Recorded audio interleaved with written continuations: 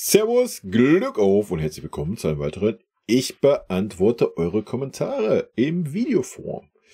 Ja, zum letzten Spiel der Hinrunde gegen den VfL Wolfsburg in Wolfsburg 2:1 gewonnen. Und ich gehe mal rein in eure Kommentare. Oliver, dafür, dass der halbe Kader gefehlt hat, fand ich es stark. Hervorzuheben ist Müller, Pavlo und natürlich Harry Kane. Ja, der halbe Kader, aber ja, ich weiß schon, was du meinst. Ansolian, erstmal Glückwunsch zu deinem Gastauftritt bei Two Bored Guys. Die erste Halbzeit war super und die zweite waren wieder die alten Muster aus Frankfurt zu erkennen. Die Einwechslung von De Ligt war eine richtige Entscheidung. Hätte trotzdem gehofft, dass wir uns nochmal aufbäumen, um das 3:1 in der 80. oder so zu machen. Und ach ja, was war mit Kimmich? Kein Pass an den Mann gebracht, Spaß. Ich wünsche dir und deiner Community frohe Weihnachten. Ich wünsche dir auch frohe Weihnachten. Und Two Bored Guys, ja, I don't know. Bin ich nicht im Thema, habe ich nicht mitgekriegt, habe ich gestern im Stream, aber ich habe noch nicht reingeguckt, keine Ahnung. Ja, nichts, was jetzt gerade irgendwie für mich wichtig ist. Talkie Bayern, guter Abschluss und wichtig. Wenn man sieht, was Leverkusen plus Stuttgart wieder runtergespielt haben, da muss man wirklich ein Lob aussprechen, das so mitzieht. Man kann gespannt sein, wie es im Januar weitergeht zwischen den Top 3 in der Tabelle. Frohe Weihnachten und alles Gute für das neue Jahr 2024 für dich und Familie. Danke an all den Aufwand, den du hier bei YouTube für uns Bayern-Fans betreibst. Vielen lieben Dank für die netten Worte. Ich wünsche dir natürlich und deiner Familie auch frohe Weihnachten und ja, sehr gerne. Mir macht super viel Spaß. Aber das sage ich noch im anderen Video. Ich habe schon ein Video aufgenommen, Jahresrückblick und Ausblick und auch eine frohe Weihnachtsgrüße an euch natürlich. Da sage ich das auch nochmal. Und ansonsten, ja, ich finde es auch mega gut. Ja, Leverkusen, Stuttgart, ich denke, die werden auch weiter performen. Ich bin sehr gespannt, ja, wer als erstes wegbricht. Ja, das kann jeder von denen sein. Meiner Meinung nach, Leverkusen wird sehr, sehr stark dabei bleiben, auch wenn sie 5 Spieler abstellen sollten. Bei uns, eigentlich bin ich guter Dinge, aber wenn man dann so die Spiele sieht, wie gegen Frankfurt und sowas, schwierig, ja. Schwierig, weiß nicht. Wir sind, es kann bei uns jederzeit irgendwie umschlagen, hat man so das Gefühl. Ich bin sehr gespannt, was in der Winterpause transfermäßig passiert, ob man sich dann ein bisschen sicherer fühlt. Ja, schauen wir mal. Chris, wichtige 3 Punkte und vor allen Dingen gehen wir so in die Pause mit Tuchfühlung auf Leverkusen. Ist gut, dass De Ligt sich wieder so einbringen konnte. Klasse Einwechslung von Tuchel und Umstellung auf Fünferkette. Zumindest kann er nun für Minjay spielen, da der in Asia Cup ist. Schöne Feiertage, auch Cheers. Ja, dir auch schöne Feiertage. Ja, ich denke, da wird ein Innenverteidiger wird auf jeden Fall verpflichtet werden, denke ich. Oder halt so ein Hybrid-Spieler da hinten, ne? Aber ja, natürlich ist es wichtig, dass De Ligt fit ist, weil für mich ist er auch Innenverteidiger Nummer 1. Casa, Servus und Glück auf. Konnte das Spiel leider nicht sehen, daher kann ich auch nicht schimpfen. Aber auf deine Analyse kann ich ja immer vertrauen, von daher. Schöne Tore, Heavy, Kane, Machine und Thomas Müller über 90 Minuten auf dem rechten Flügel. Der alte Sack kann es anscheinend noch. Ja. Nennt man wohl, 90 Minuten war ja leider nicht auf dem Platz, der Müller. Nennt man wohl Umkehreffekt, dass eine Vertragsverlängerung auch für Motivation sorgen kann. Hust. Naja, ich denke, die Motivation ist eher, dass er mal 2 Spiele spielen durfte. Aber ich weiß, was du meinst.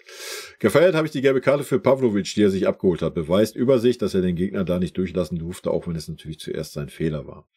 Ja, natürlich. Also, das ist ja auch, was man bei so einem Kimmich oft vermisst, ja. Oder auch bei so einem Goretzka oder auch bei dem einen oder anderen. Zieh halt manchmal das taktische Foul, Alter. Was ist denn los? Drauf geschissen. Es ist ein probates Mittel, ja. Und bevor da ein riesen Konter entsteht oder sonst was, nimm das taktische Foul und gut ist. Freut mich auch, dass De Ligt wieder fit ist und anscheinend auch gleich wieder den Chefposten in der Abwehr übernahm. Ja, ich hoffe, Tuchel sieht ihn endlich mal als Chef in der Abwehr. Dann denke ich, mit Neuer zusammen werden wir da stabiler werden. Ne? Auch wenn Minjay und Opa das sehr gut gemacht haben, ohne De Ligt fehlt für meine Begriffe einfach ein wichtiger Charakter im Team. Ja, sehe ich ganz genauso, stimme ich dir 100% zu und wünsche dir natürlich auch frohe Weihnachten. FC Bayern Fan Forever, Müller, Kane waren die besten Spieler, wir haben alles reingehauen, verdienter Sieg von uns. Didi Meise. Hallo Kai, danke für deine Videos hier auf YouTube, sehr unterhaltsam. Vielen lieben Dank. Jetzt, da die Zeit der Ruhe und Rückbesinnung angebrochen ist, erlaube ich mir die Frage, ob Thomas Tuchel eigentlich schon beim FC Bayern angekommen ist. Ich bin mir da nicht sicher. Vielleicht magst du mal deine Sicht darstellen, danke. Als Tuchel als Trainer vorgestellt worden ist, habe ich gedacht, klasse. Wenn ich zurückschaue, muss ich sagen, warum kann ich mit ihm als Fan nicht werden? Schreibe Alonso, würden die Fans vor jedem Spiel ins Stadion tragen und seinen Sitz auf der Trainerbank putzen. In diesem Sinne, dir und deinen Lieben besinnliche und ruhige, blutdruckschonende Feiertage. War nicht die Grüße Schleswig-Holstein. Die Meise, die natürlich auch in deiner Familie besinnliche, ruhige Tage und natürlich frohe Weihnachten. Thema Tuchel. Ich werde es jetzt hier kurz machen, weil ich mache noch einen Jahresrückblick zwischen Weihnachten und Neujahr. Da werde ich Herrn Tuchel locker 10, 15 Minuten widmen. Ansonsten habe ich genau dasselbe Gefühl wie du. Ja, ich habe mich super riesig gefreut, wo Tuchel kam und war dann schon nach den ersten 2 Monaten super enttäuscht. Diese Saison bisher bin ich hin und her gerissen. Ich habe ihn lange zur Seite gestanden, lange verteidigt gegen viele hier, die schon vorher draufgehauen haben. Irgendwann war das Maß dann voll. Jetzt haben wir ja die Winterpause. Ich habe gesagt, bis zur Winterpause sollten wir immer Zeit geben. Dann war auch dieser Aufwärtstrend da, ab Dortmund gesehen. Dann war dieses Schlag in die Fresse gegen Frankfurt. Was ich schon ein bisschen vorher mit Köln und Kopenhagen angedeutet hatte, meiner Meinung nach. Dann haben wir wieder die Kurve gekriegt. Gegen Stuttgart war es sehr gut gecoacht von ihm. Jetzt auch mit De Ligt-Einwechslung war sehr gut. Ja, muss man mal fairerweise sagen. Ich bin ein bisschen hin und her gerissen, werde das aber, wie gesagt, im Jahresrückblick dann ausführlicher ausführen. Ich denke, das würde hier jetzt leider in den Rahmen springen. Aber du wirst eine ausführliche Meinung von mir dort bekommen. What's up? Du hast alles auf den Punkt gebracht. Frohe Weihnachten. Dir auch frohe Weihnachten. Adrian, ich glaube, Davies will jetzt noch schnell was zeigen, damit das Gehalt bei der Verlängerung hoch wird. Aber wirklich überzeugend spielt er seit einiger Zeit nicht. Adrian, da stimme ich dir voll zu. Ja, wahrscheinlich bei den Vertragsverhandlungen, denke ich, war dann auch mal die Ansage, ja, mit deinen aktuellen Leistungen brauchst du das nicht unbedingt fordern. Könnte ich mir jetzt vorstellen. Ich weiß nicht, ob es so war. Ansonsten bin ich auch bei dir, ne? Also, aber auch da, Jahresrückblick wird kommen, da werde ich auf jeden einzelnen Spieler darauf eingehen und meine Meinung äußern. DW1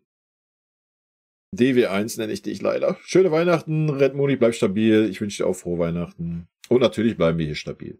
Peter Waldbauer, Kai, ich würde uns eine Hinrunden-Gesamtnote von 2 bis 3 geben. Könntest du das mal für die einzelnen Spieler machen? Ja, Peter, werde ich machen. Wie gesagt, zwischen Weihnachten und Neujahr.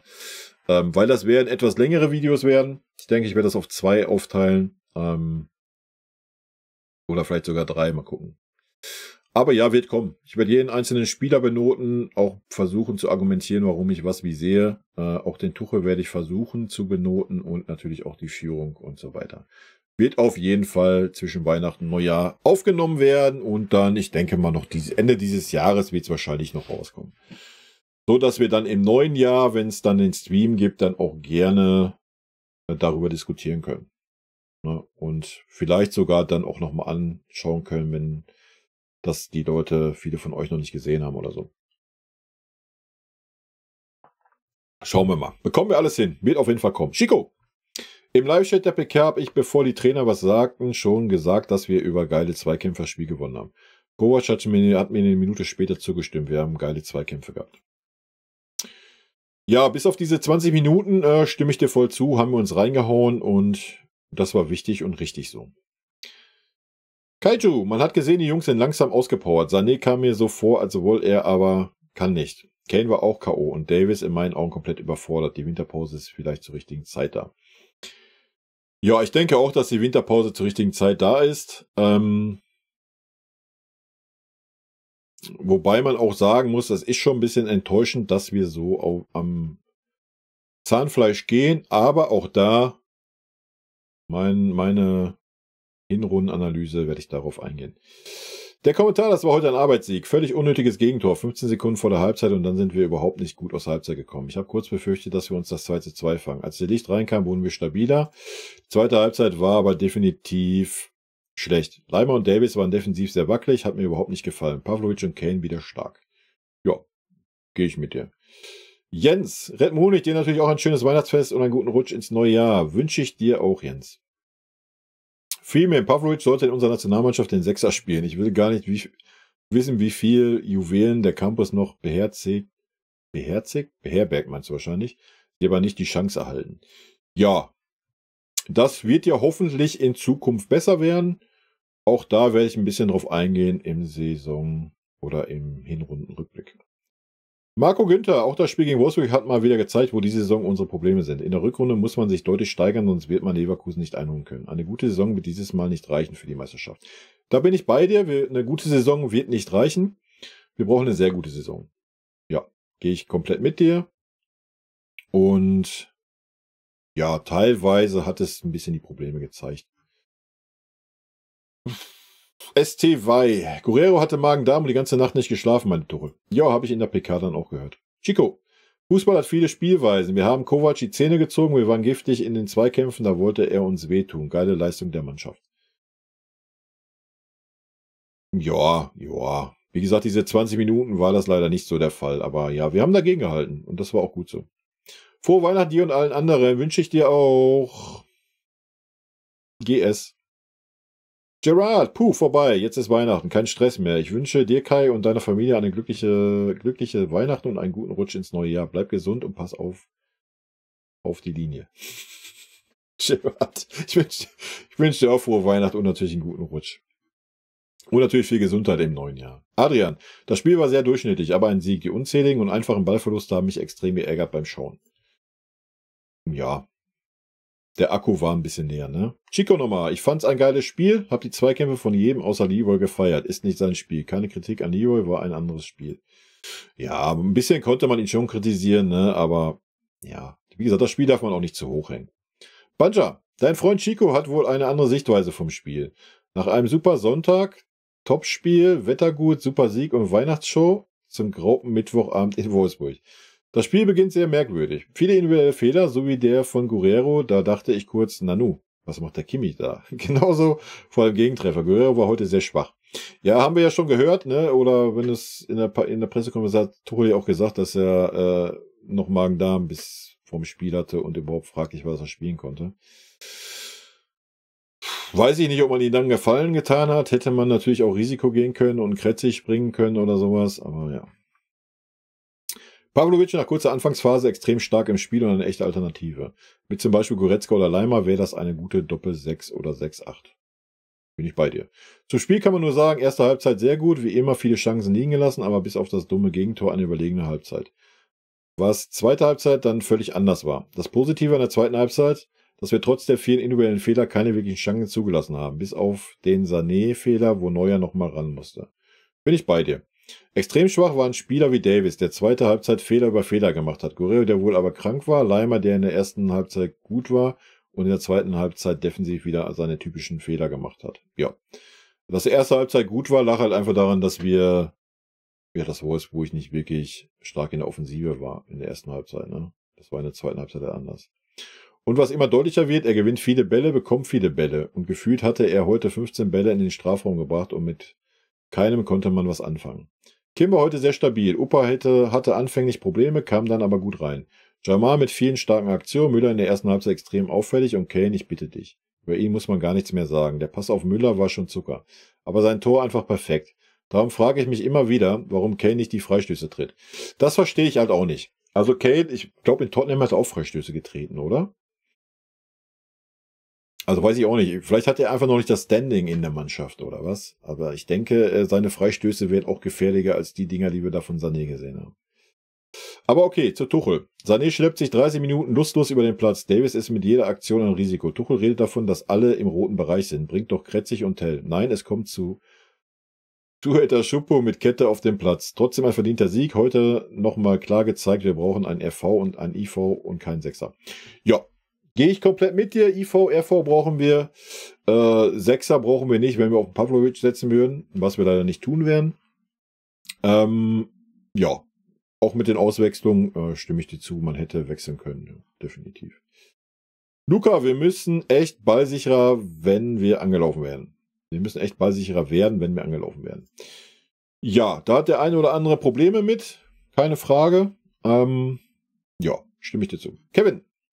Ich bin gerade wieder zu Hause angekommen aus Wolfsburg. Nordkurve heißt, war neutral gekleidet und musste den Mund halten. Gibt Besseres. Es war echt ein Kampf heute.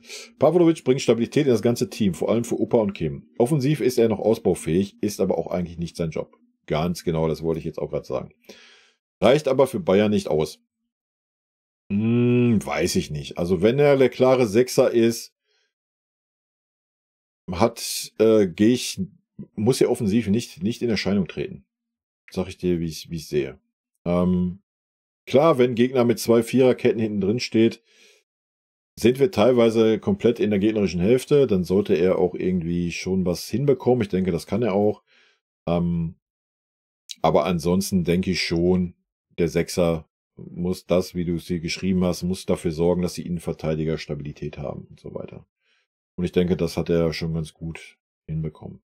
Er spielt jetzt schon für sein Alter ziemlich abgezockt und führt seine Rolle glänzend aus und sollte Herrn Tuchel mal zu denken geben, auch mal mehr mit jungen Spielern zu arbeiten. Tell und Kretzig brauchen und haben sich mehr Minuten verdient.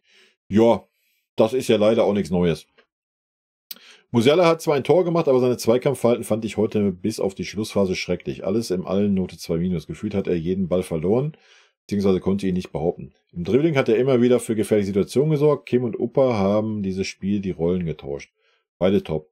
1-2 Mal haben sie sich auseinanderziehen lassen, was durch De Ligt besser wurde. Sané Note 4. Körpersprache, Leistung und Einsatz haben heute einfach nicht gestimmt. Ja, sehe ich auch so.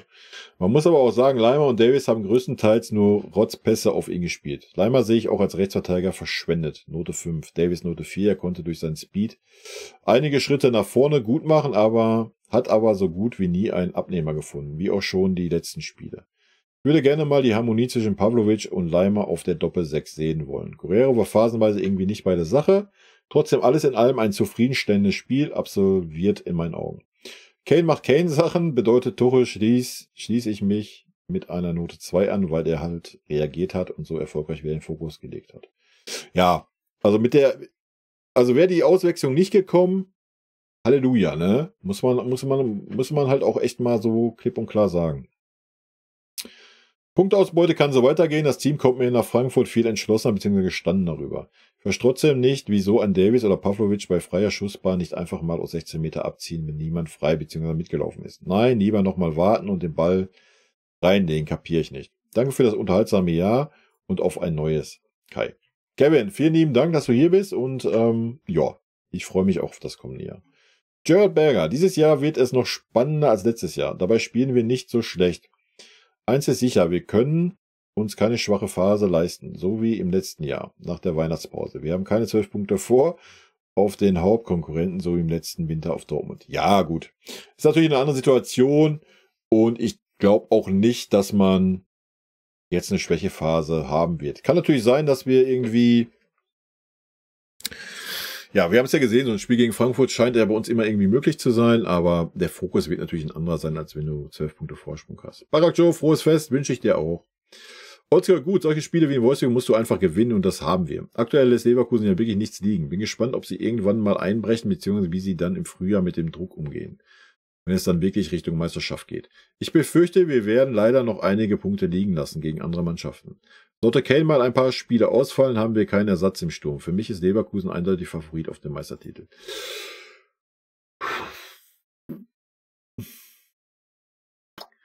Ich mache das hier auch kurz und verweise dann auf mein Hinrundenfazit. Ich stimme dir erstmal so zu. Thomas. Noch eins. Thomas Müller hat verlängert. Ich beginne mit Thomas. M. Eukal. CLDR.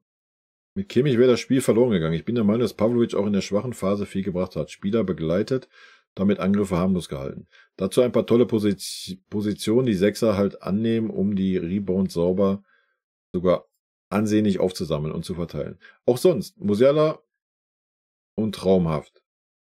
Was? Auch sonst und Musiala und traumhaft. Defensive fand ich okay, Pavlovic gut, Kane Job gemacht, Müller tolle Vorlage.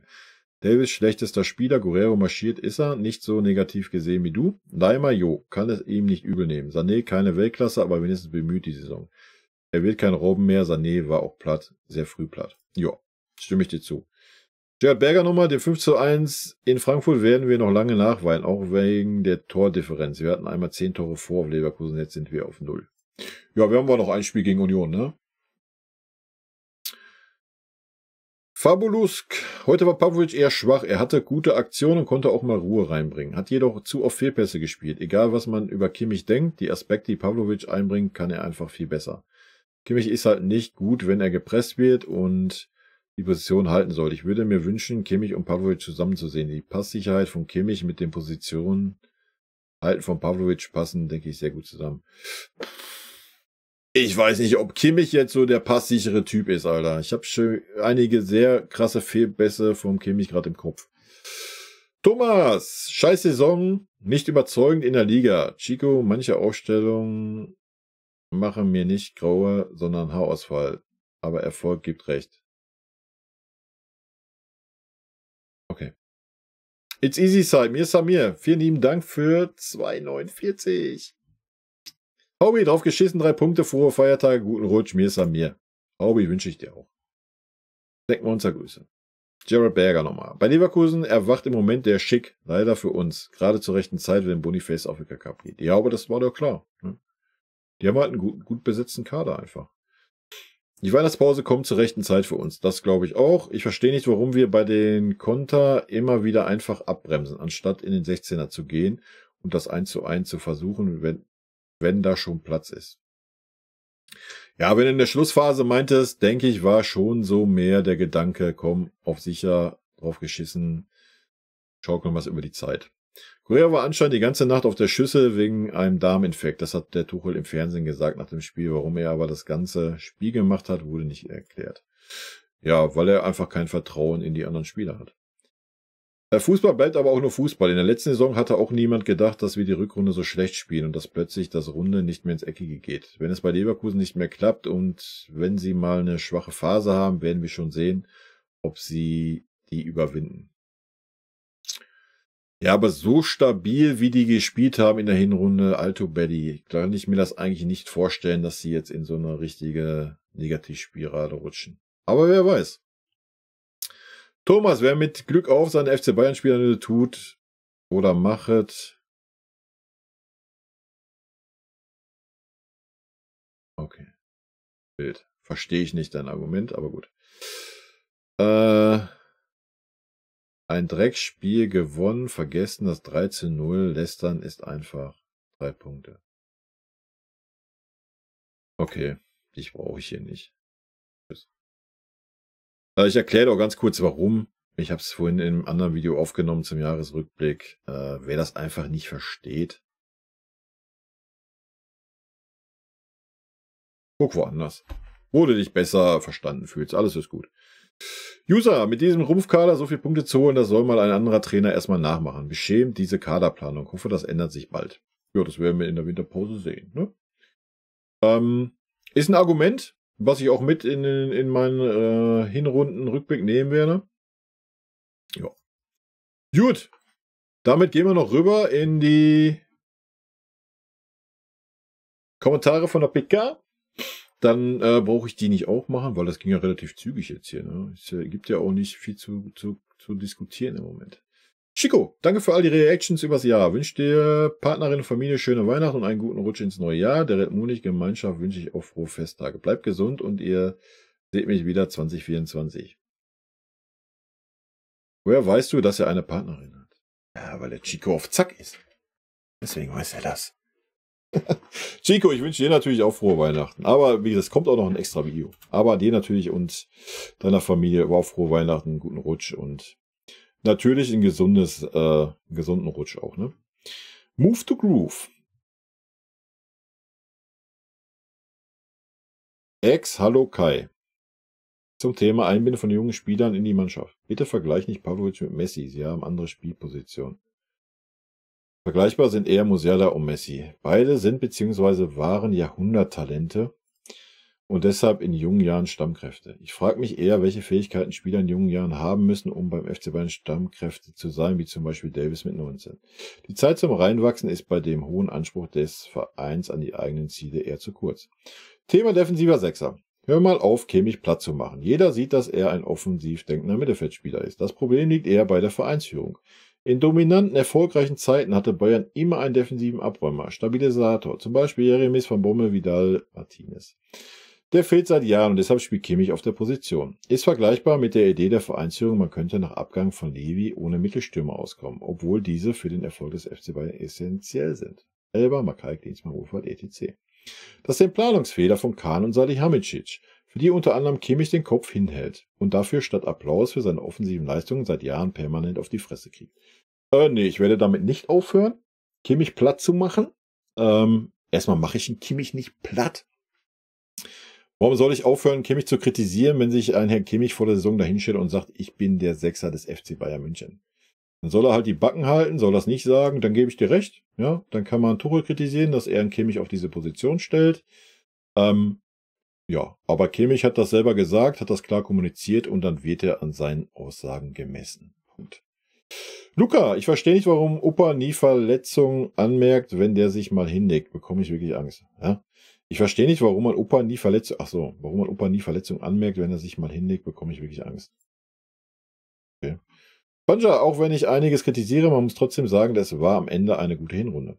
Am Ende hatten wir den dünnsten Kader der Liga, in echt noch nie eine Top-Mannschaft über Wochen mit so einem kleinen Kader gesehen. Ohne das Frankfurt-Spiel war das trotz Kritik eine starke Defensivleistung und offensiv trotz Kritik am System eine überragende Ausbeute. Ein RV und IV muss geholt werden und dann geht es im Januar wieder los.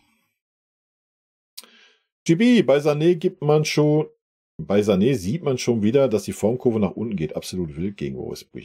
Ja. Ja, wenn du das einzelne Spiel nimmst, dann ja. Gerald Berger, was Wolfsburg gespielt hat anfangs der zweiten Halbzeit, ist normal und war zu erwarten. Wenn nicht jetzt, dann nie, wenn du was gegen uns holen willst. Ja, wenn man es 2-1 vor der Pause macht, gibt man danach nochmal Gas. Martin, natürlich bin ich mit der Aussage, Kane ist die Art Stürmer, die wir noch nie hatten, völlig d'accord. Aber mit einem Augenzwinker. Man denke an Gerd Müller 1965 im Tor.